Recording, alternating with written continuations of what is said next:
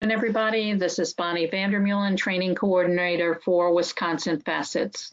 On behalf of our entire Wisconsin Facets staff, I'd like to thank you for joining us today. Today's webinar is entitled Wisconsin Promising Practices and Resources. Our presenters for today are Beth Gertner and Teresa Kulo. Teresa is the Assistant Director at Employment Resources Incorporated and develops and designs trainings and materials to advance employment for people with disabilities. Teresa and her team develop the Wisconsin Promise website and other project training and communication materials. She is a longtime promoter and advocate for programs and services for people with disabilities. She brings extensive experience in marketing and communication, information management, website administration and design, and online learning development and training. She currently oversees ERI's variety of technology, social media, e-learning topics at the local, state, and national conferences with a disability focuses. With degrees in English and education, Teresa has a real passion for learning and enjoys sharing her experiences and expertise in this area. Beth Gertner graduated from the University of Wisconsin-Madison with a bachelor's degree in psychology. After graduation, she spent 3 years working for Community Support Network, the CSN, in Madison, Wisconsin. At CSN, Beth worked as a supportive employment specialist, a volunteer coordinator, and a case manager.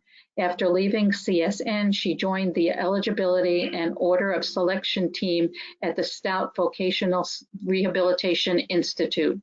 She worked on the eligibility team for 1 year before becoming an outreach specialist at SVRI.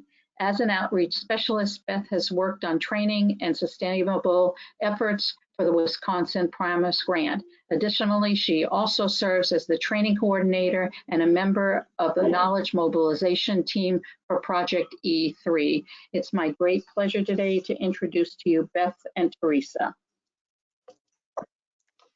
Hi, everyone. I'm Teresa Kulo. Thank you for joining us today. Both Beth and I are going to take turns sharing with you some of the promising practices and resources available to assist people with disabilities in achieving their employment and community living goals. We'd like to start this conversation today by talking a little bit about Wisconsin Promise, because Promise really provided the foundation for how these practices were identified and resources were developed.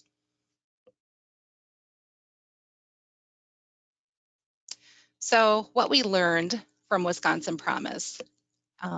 Wisconsin Promise was a federal demonstration grant from the Department of Education focused on youth ages 14, 15, and 16 years old who received Supplemental Security Income, or SSI.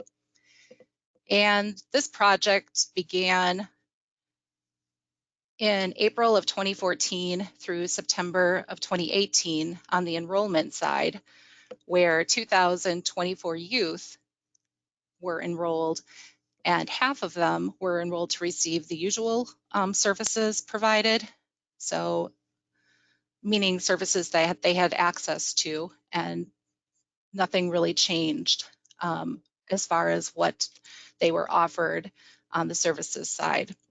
And then the other half of the youth received access to Wisconsin Promise services. These services included things like career exploration and planning, job development and placement, on-the-job supports, access to work incentive benefits counseling, so providing information on how someone can work and increase their overall income and continue to access needed health insurance, financial coaching, access to training around job and social skills, or sometimes called workplace readiness training, and then access to family and self-advocacy resources and training. And included with all of that was also information around improving health and health promotion.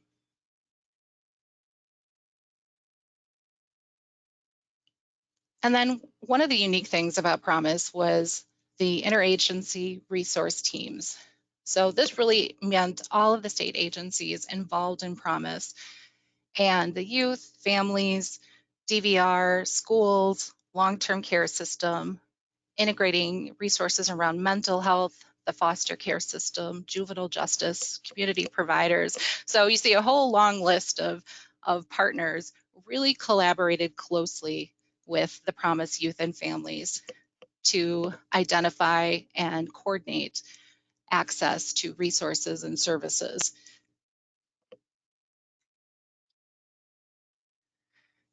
And as Promise evolved, additional services and supports were identified, and our strategies and some of our approaches evolved to meet the needs of family and youth. So one of the areas that was identified was needs around dealing with families or youth that have experienced trauma, and how does that affect their ability to access services and achieve their goals. How do we include motivational interviewing strategies and provide training for professionals on how to use those practices? Things like customized employment and connecting to community resources that were not necessarily part of the initial package of services, like concerns around housing and transportation. It was challenging to think about accessing training or pursuing employment goals when transportation was a barrier or housing was an issue. So some of these things started to be incorporated into part of the Promise services. And then really even how we communicated and connected to families and youth.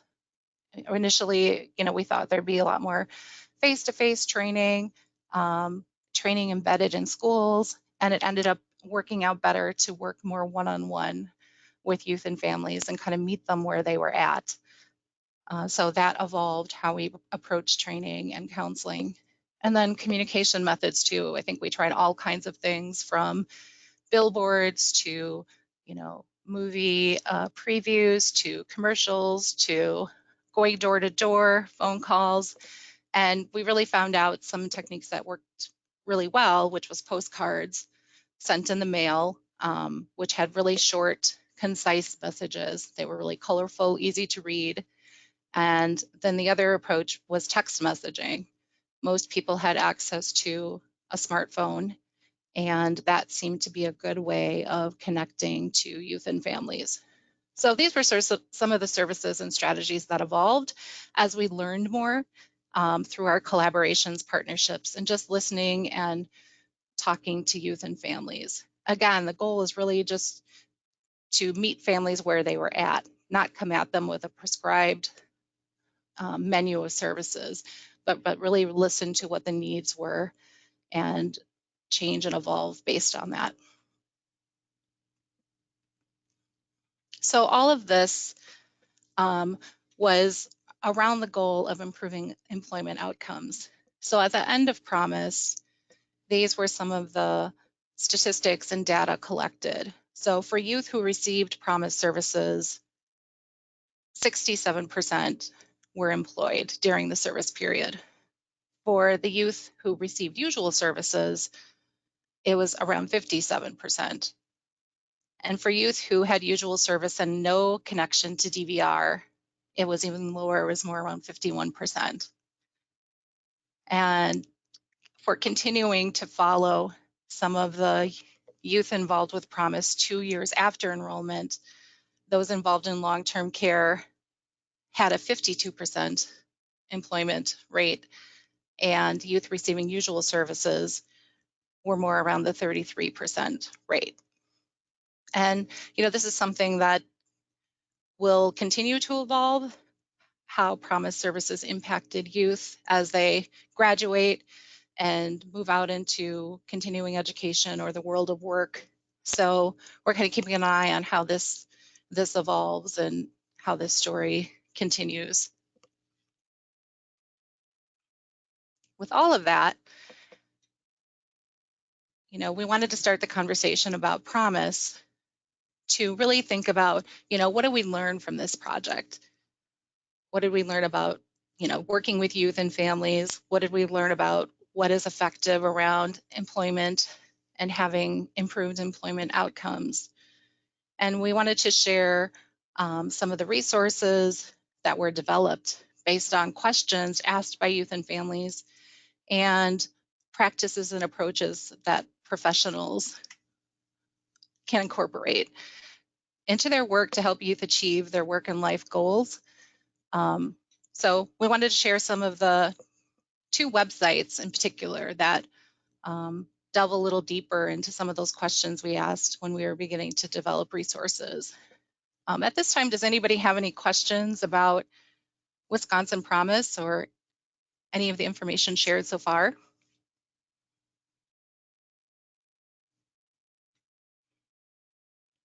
Okay. We'll stop from time to time to see if there are any questions. Right, there aren't any questions at this time. Thanks, Bonnie. So the first website we want to share is called Before Age 18, which is beforeage18.org. That's the URL. The site was developed for and is focused on helping youth with disabilities in particular and their families navigate the teen years leading up to adulthood and age 18. So I'm going to move away from the PowerPoint and actually go to the website, which again is beforeage18.org.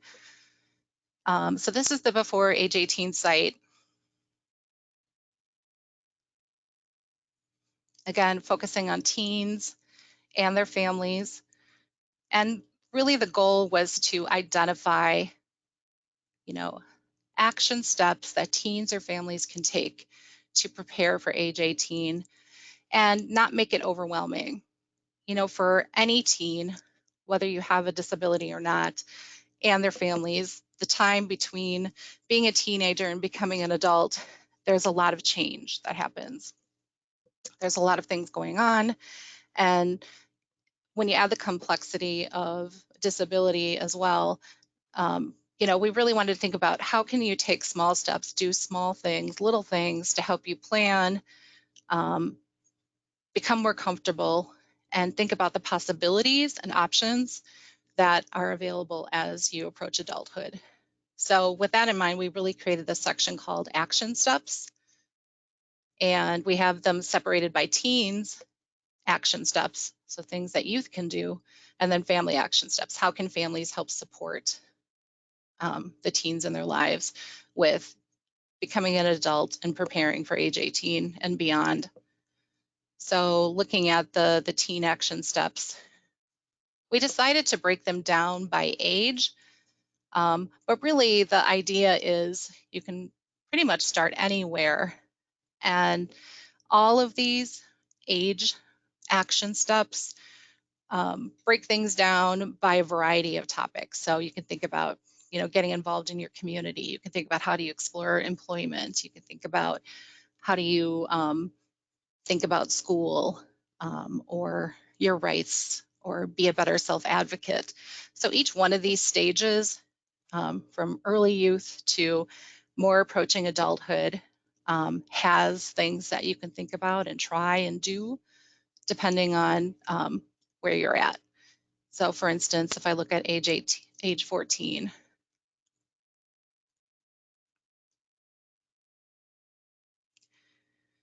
so it organizes things by things you should know. So here's a time where you want to think about what you want to do after high school. Maybe you want to think about what goals are important to you. Maybe you want to start to learn a little bit more about your disability and how you learn best and reasonable accommodations that help you.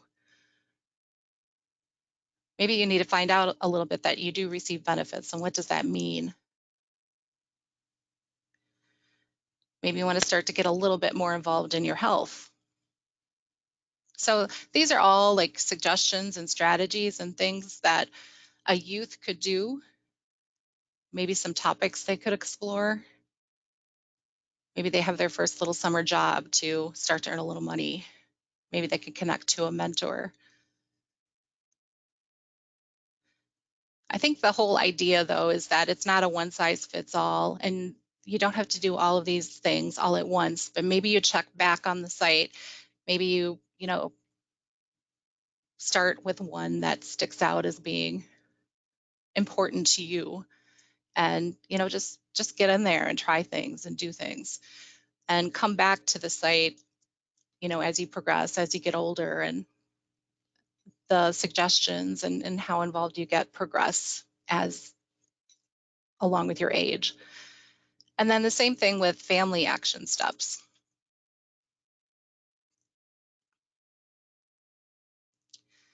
So these are things that family members can do to help support the teens in their lives.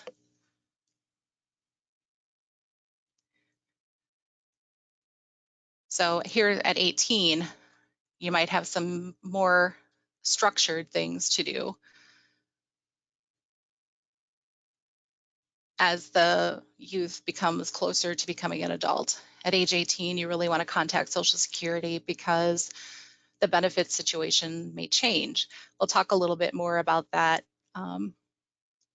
That was one of the challenges that came up frequently and questions that came up frequently with parents and teens involved in the Promise Project was what exactly does happen at age 18?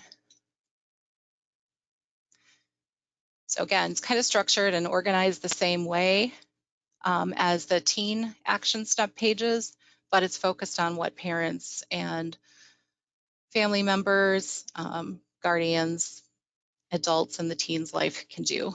And then we also have, some additional resources for families, and these are continuing to evolve, and more and more are being added all the time. So check back and see what's coming up. We have access to free trainings, guidance and articles and things like that, tools that can help parents. So that's the action steps. The other thing that came out from Promise was we collaborated with, all the various people involved with Promise to develop a transition resource guide. And this has been one of the most popular things that have come out of Promise. I think we've distributed around 40 to 60,000 of these, and I'm just about to order another 30,000 of them to have available for mailing and sharing. But the resource guide is a print guide, looks like this, small, can fit in your bag, and it includes access not only to resources, but different activities that teens and families, or if you're a professional, if you're working with a teen, you could use this as a way of exploring resources and goals of the teen. And you can order the print version by coming to the website and filling out our order form. And we're trying to ship those out as quickly as possible when people make the orders. And then we also have electronic versions available here in English, Spanish, and Hmong. And those, of course, you can download and share by email or, just keep available on your computer as well.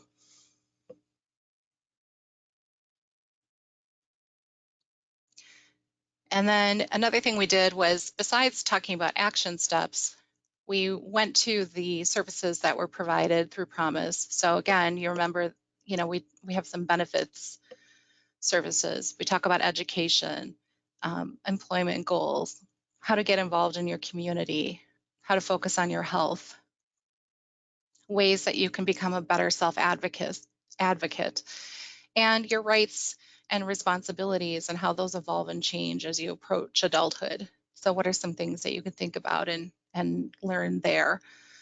So I'll just highlight a few areas under these topics. So under benefits and working, I think one of the biggest challenges is a misconception that if you have benefits through Social Security, you can't work. However, that's not true. Social Security has, work incentives and other rules in place that can help people earn more and still get necessary benefits, especially health insurance is a huge concern, of course, when you think about increasing your income and still having access to needed health insurance. So one of the things that was developed through Promise was a series of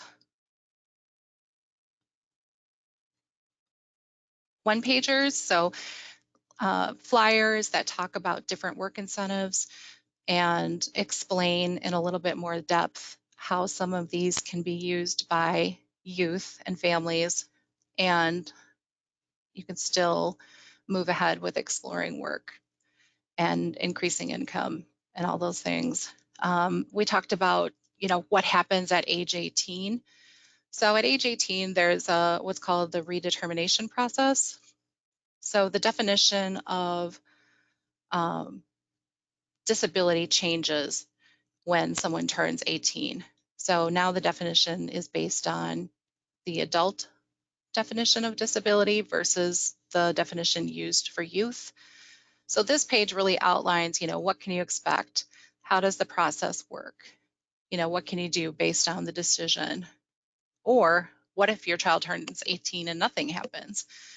Frequently, Social Security is behind on getting to the disability reviews. So what if that's the case with you? Are there things that you should be doing or paying attention to? So this is something that a lot of parents had questions about. And if you're a professional working with youth, being aware that this is coming up. Sometimes parents didn't even know that the redetermination process was happening. And sometimes youth may not be eligible for benefits based on the changing nature of the disability definition at age 18. So just being aware it's happening and preparing for it and understanding it.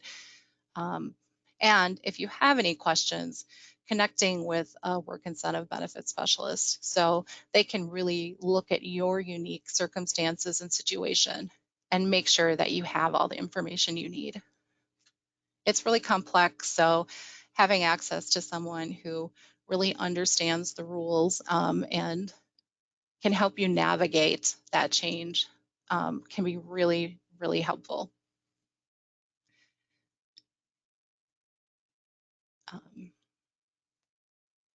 So another thing that we tried to do with the topics is try to make them a little bit more interactive. I mean, it's great to have fact sheets and, these information forms, but hey, these are kids, these are teens. We tried to keep it pretty short, not have as much text. And, we do have some great fact sheets that can be downloaded and shared. But then we tried to think about, well, how do you take a fact sheet and make it a little more fun and make it something that's more relevant to a teenager? All teens like sleep. We all need sleep. This can be a challenging area if kids are not getting enough sleep and lead to problems. So, we designed this activity based on this fact sheet to help kids better explore how they can get better sleep or why sleep's important. And, hopefully this is a little more fun than a fact sheet. So you get some of the same information that's part of the fact sheet, but you get to apply it to you and your circumstances. So if I want to, get information about my results, I can put in my name and email. And then as I'm going through and learning about sleep and answering questions about, how my sleep is. So let's say if I pick this one, I can barely keep my eyes open. Actually, the information that shows up next changes based on my response here. So I get some feedback. See that I'm really struggling, and it's great that I'm thinking about setting a goal to have better sleep. And again, we're getting a little bit more information about sleep and why it's important.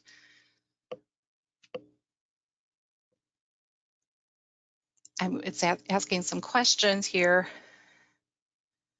I can make some choices, and then based on that, I get some immediate information.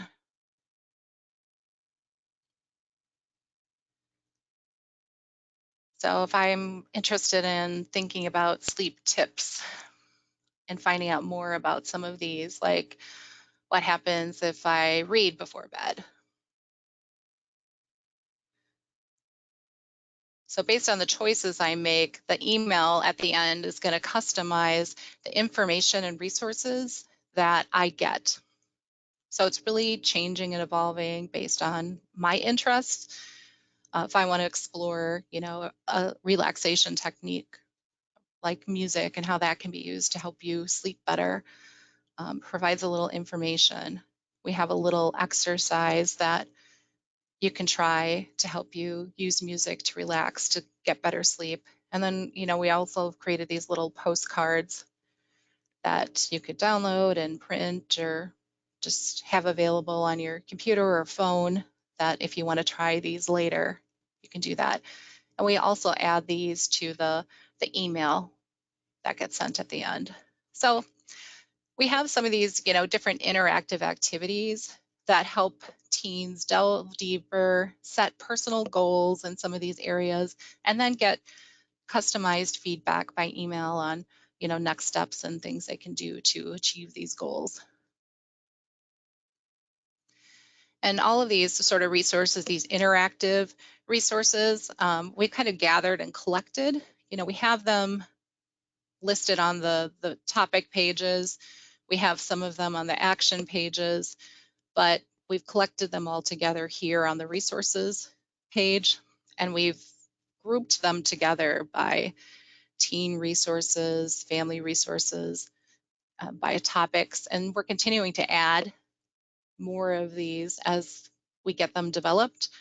But I'll just highlight some of the things, like here's for teens. We have the self-advocacy activity, how well do you know yourself? Or 8 things you could do now to prepare for becoming an adult. We have a lot of the video stories that were collected about teens through Wisconsin Promise, and we're getting close to 20,000 views on those. If you haven't checked out these stories, I highly recommend you do. It was really great to hear from the teens in their own words, how they access services, what it meant for them, what do they think about their future, and all those kinds of things. And a lot of them included interviews and comments from families as well.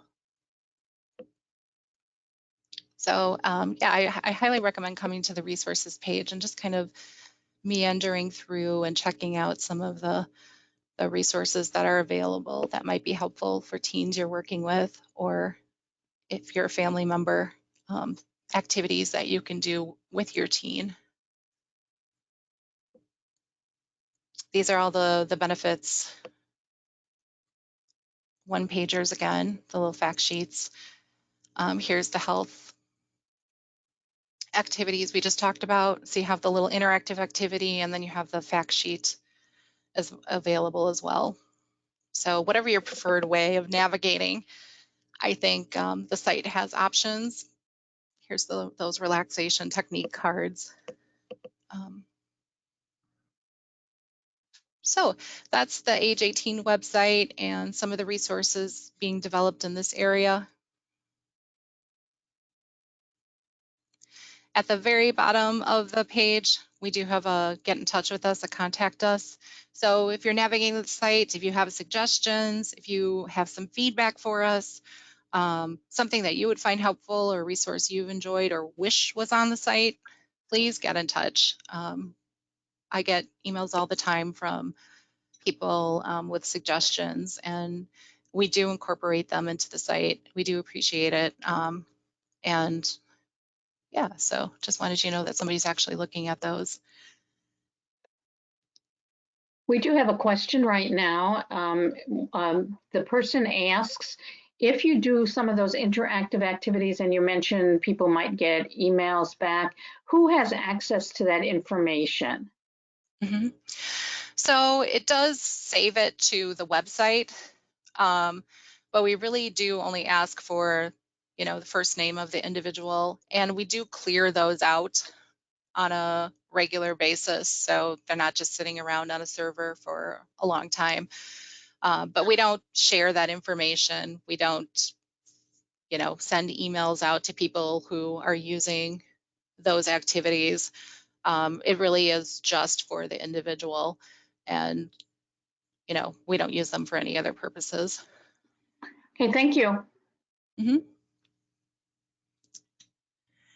So I would like to now hand it over to Beth, who is going to talk a little bit more about the next website we want to focus on, which is promising-practices.com. Thanks, Teresa. So I'm Beth Gertner. I work at Stout Vocational Rehabilitation Institute, and I've been involved in Promise for a few years now. Kind of as Teresa mentioned, Promise was this massive project, and we learned so much during the process, both between the activities and the services provided, and from the trainer side of things as well. If you're a service provider, what are the best ways to reach out to people and meet them where they're at? And kind of what are the best tricks of the trade, tips for working with youth, working through different activities, things like that. So that's where Promising Practices comes in. It's a website that we designed specifically for professionals and those who are providing services to help improve employment outcomes for people with disabilities. So again, many of the elements from Wisconsin Promise that we really liked and that we learned along the way made their way into Promising Practices. Additionally, I think it's important to point out that Promising Practices has a lot of ties to the Before Age 18 website. So if you're going into Promising Practices looking for specific activities and resources to use with youth, it might link you to age 18 where some of those activities are housed. So they kind of work in tandem. So the way Promising Practices is set up is we have kind of three main sections, I guess you could say. So we broke it down into practices, strategies, and tools. Right now, you're looking at the home page. So the home page is the main landing spot. You can see the tabs at the top for those practices, strategies, or tools. You can navigate that way. There's also a search function. Additionally, one fun thing that is currently in the works is a different way to navigate where you get to click on this Get Started button. And when you click on that, you can kind of select which types of tools, strategies, practices, what are your interest areas? Because of course we specialize in different things. I know depending on the size of your organization, you might do some very specific types of training, specific types of work, or you might be someone who works in a lot of different areas. So you can pick a few different interest areas. And then once you input that information, it's going to direct you more specifically. And Teresa, correct me if I'm wrong, but you will get emailed that information as well, correct? So you can decide whether or not you want to get the email. I think at the very bottom of the form there, it said, yes, please send me my results by email, or no thanks, just show me my results. Perfect. So you can decide if that's helpful. Yeah, so we just, we recognize that everybody is on the internet these days, and there are a lot of different ways people like to navigate things. Some people, want to come in and get exactly what they're looking for. Some people might want to play around and explore a little bit. So we're kind of giving you different ways to navigate and look through the site. So on the practices homepage, those are those different services that were offered during Promise. So the focus is on evidence-based practices.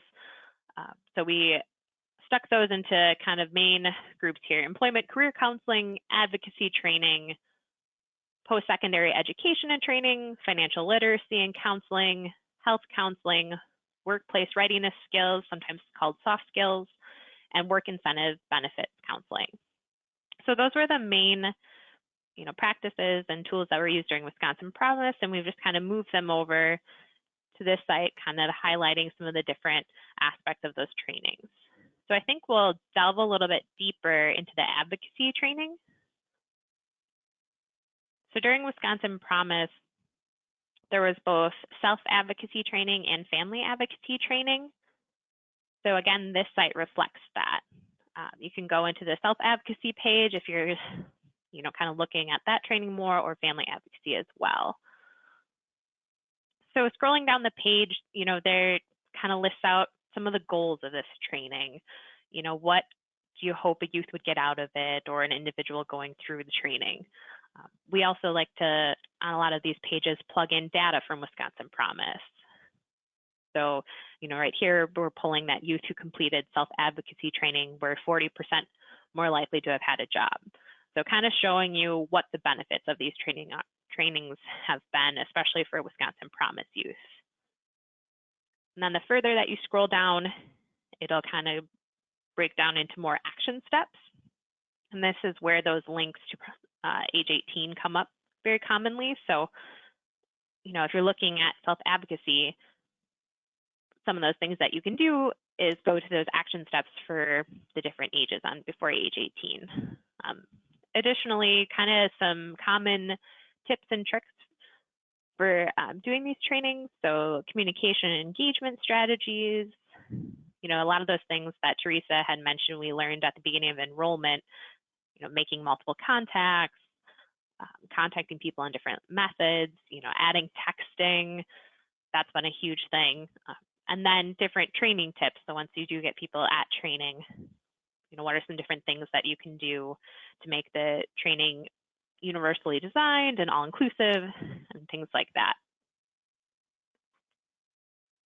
And these tips and tricks that we have listed here, those were reported by a variety of trainers who worked on Wisconsin Promise. So those kind of came from all over the state and have been the kind of hallmarks of things we learned along the way as we were going through trainings. Some things worked well right off the bat, some things had to be modified, things like that, especially those communication strategies. That was a big thing that developed over time.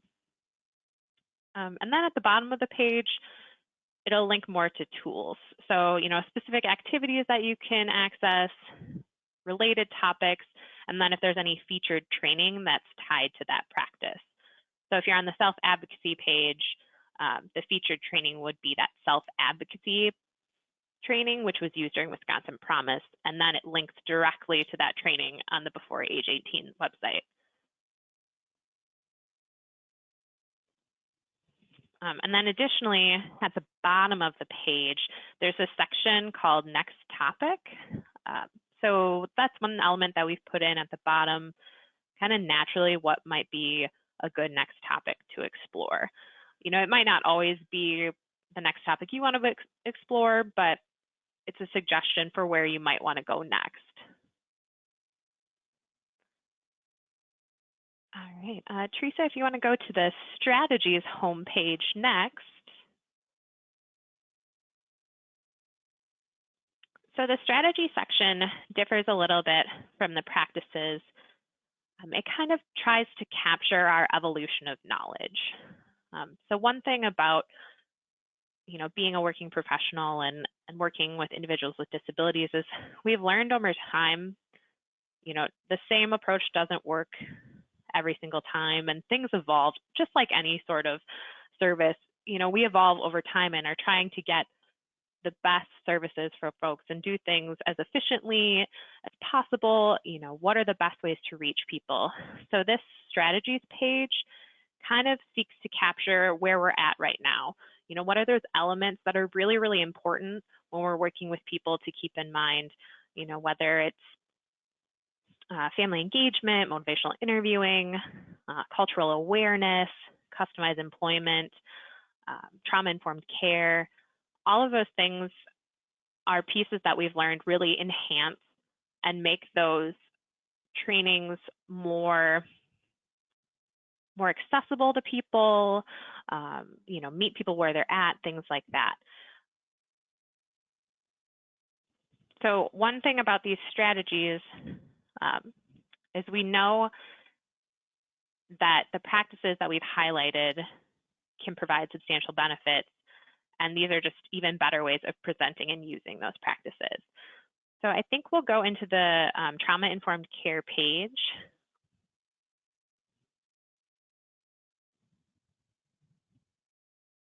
Hopefully. Yeah, Teresa, that if that one page doesn't, seems to be having some challenges right now. that's okay. We could just go to a different one. Oh no, all of them are. So as you can see, the website is a work in progress. So The again, just like strategies are not Teresa, strategies. so just like Teresa mentioned during her presentation, if you have any suggestions, comments, thoughts on things that we should incorporate or improve or stuff we should highlight, definitely reach out to us and let us know. So the strategies pages, each individual page kind of goes through what the strategy is, kind of your standard introduction to it, and then talks about concrete ways that can be incorporated into various practices.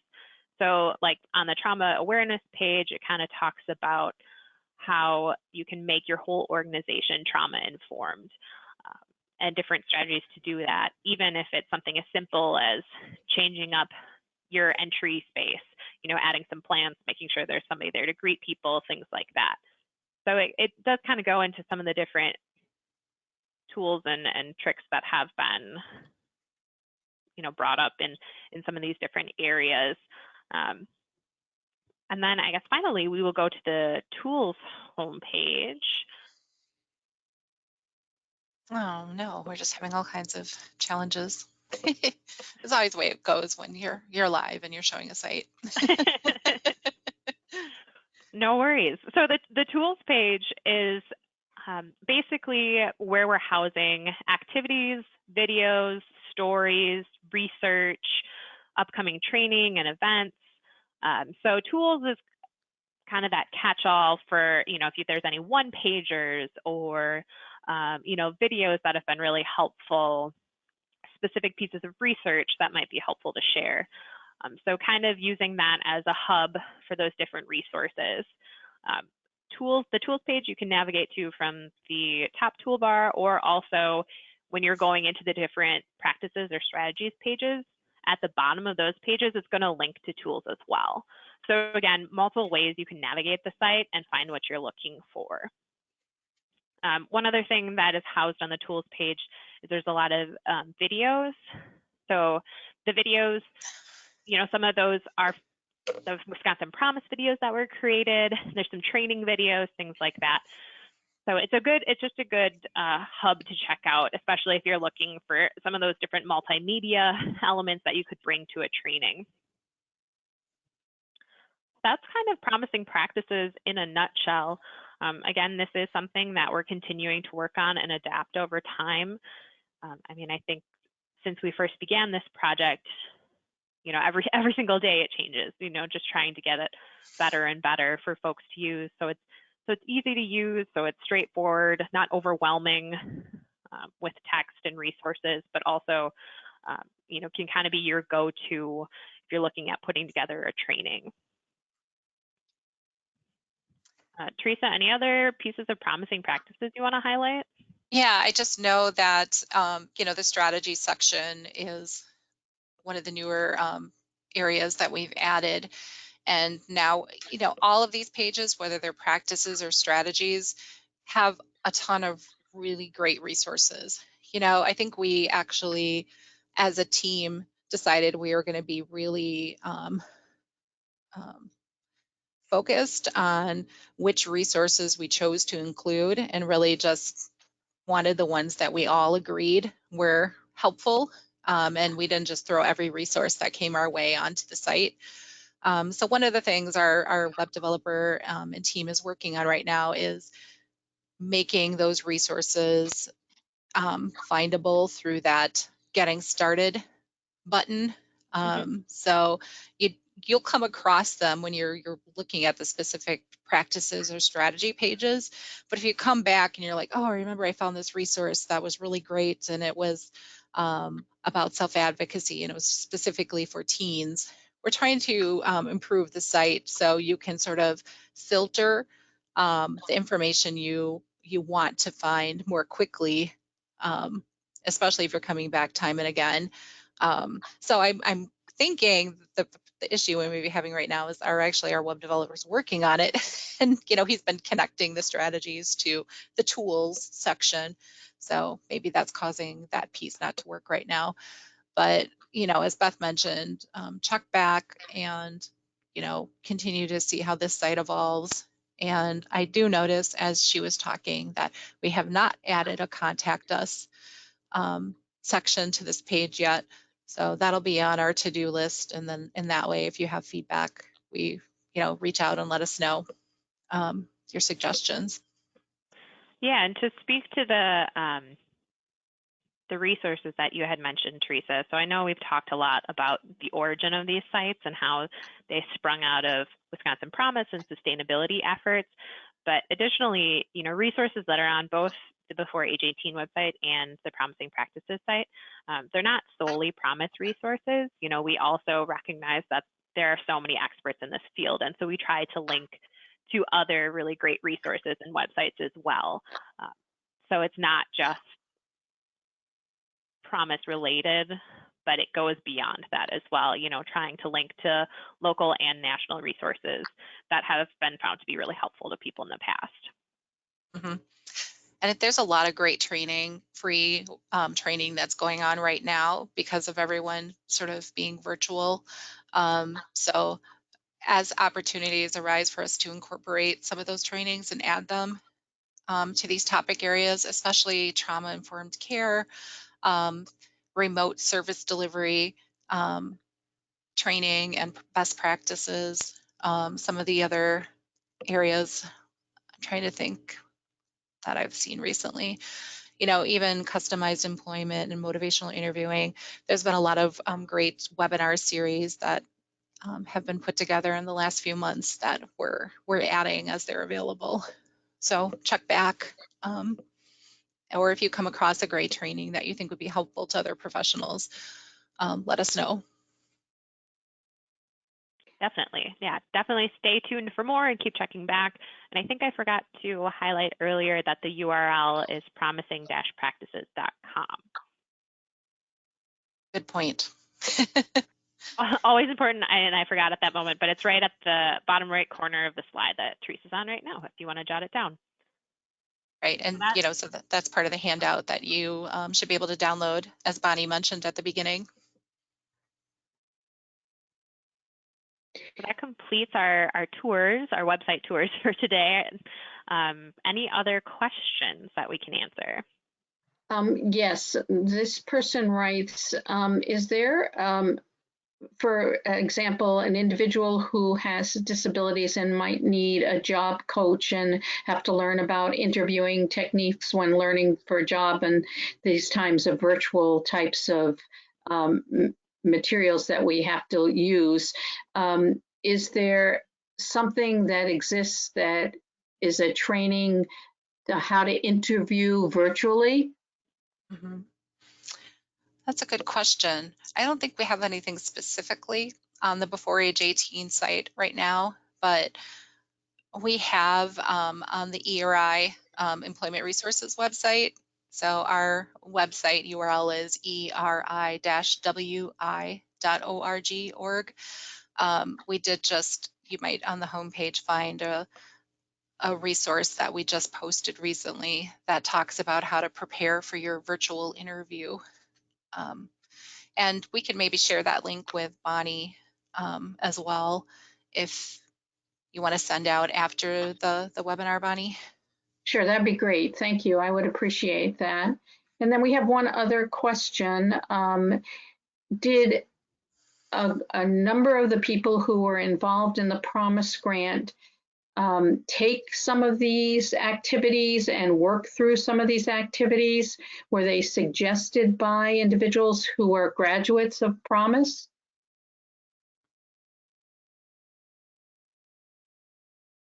Yes.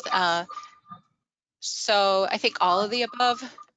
So we ran, like different drafts of some of the activities, especially the transition guide, through multiple partners and state agencies and professionals involved with Promise. We had families taking a look at them.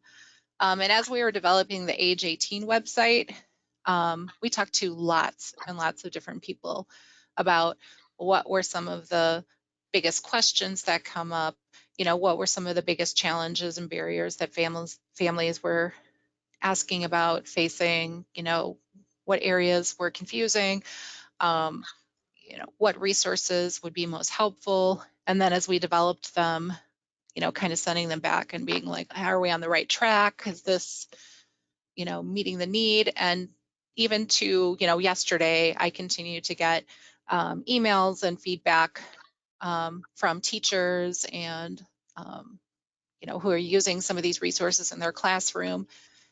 Some of them are saying, hey, this is really great. This is really helpful. Thank you so much. And then often we'll have a suggestion or another resource that they might recommend, or even one that we haven't developed yet or is not available. Say, hey, if you're thinking about adding something, could you consider this? So for instance, two of the comments I've gotten recently and what we're looking into is, working with people who have low literacy or challenges with doing a lot of reading. And, I think that is a challenge to a website. It is very focused on words. We did as much as we could to try to make it plain language and keep it at a lower reading level perhaps.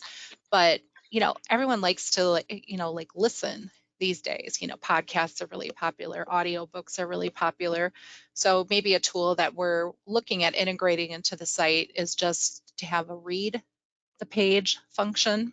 So you'd be able to click a button and then you could just listen to the content of the page. So we're exploring that right now, and that was based on suggestions from people who are using the site.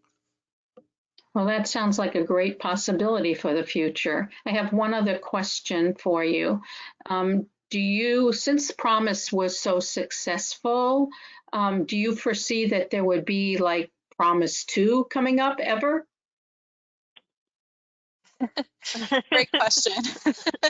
That would be wonderful if it was. I'm not sure what the plans are for the next Promise, or what the extension of what we've learned from Promise and next steps to continue that work. I do know there's a lot of conversations about some of the aspects of Promise, such as the collaboration among agencies and providers. That was a real strength of the project. All of these services, how we can continue to incorporate them into our current practice. And the work with families, I think, was a key aspect of Promise. Not just providing services to the teens, but talking to the whole family. What are your goals? What are your challenges? How can we help support, the whole family with the services and supports we provide? That was kind of unique to Promise. And I think there's a lot of conversation about how can services evolve to do that going forward. And maybe that's what the next grant might focus on, or even how services evolve might think about that element of Promise. Yeah, and I think it's important to point out that Wisconsin Promise was part of a federally funded grant project. So we're currently at the end of our 7th year working on this project. So, direct services ended in 2018. And since then, it's been a lot of research, qualitative analysis, sustainability efforts like the creation of these sites and things like that. And, in a lot of ways, things shift over time in terms of how, grants are allocated and, kind of what the priorities are. So, this grant and WIOA, kind of came into play around the same time with that shift in focus and really looking at youth and how to help prepare them for work. So, it's one of those things that changes over time. It would be great if we had a Promise 2.0, but right now we're kind of focused on how do we take the best elements from what we did the first time around and continue them, even with those grant dollars going away. So how does that continue? And, also there will be new projects coming down the line and new things to adapt some of the stuff from Promise that we use too. Well, thank you both. That is the end of our questions. Do either of you or both of you have a closing statement you'd like to make? I think we just want to thank everyone for joining us today and taking a tour of some of the promising practices and resources. And, you know, we really hope that you take some time and tour the sites yourself and let us know if you have any suggestions or feedback. Yeah, I guess same here. Definitely check out the sites, promising-practices.com and beforeage18.org. Check them out. We would love to hear from you. I mean, already just from doing this webinar today, I have it on my list to start looking for some good resources and tools for web interviews. You know, if there's any videos or tip sheets, things like that. Like every time you reach out to us, we learn something too and know how to make the sites better and better. So yeah, thanks for tuning in. Well, and thank you very much. Thank you both, Beth and Teresa, for your presentation today. I know that I learned a lot, and I'm sure that those in participation today did as well. So thank you again. This concludes our webinar. We'd like to thank everybody for joining us today. Please be reminded that Wisconsin Facets has over 80 webinars and trainings for the year 2020. Please check out our website calendar and register for any of the upcoming trainings that may be of interest to you. And also please watch for the short evaluation that will be coming your way after today's live presentation. Thank you, everybody. Have a great rest of your day and stay well. Bye-bye, everybody.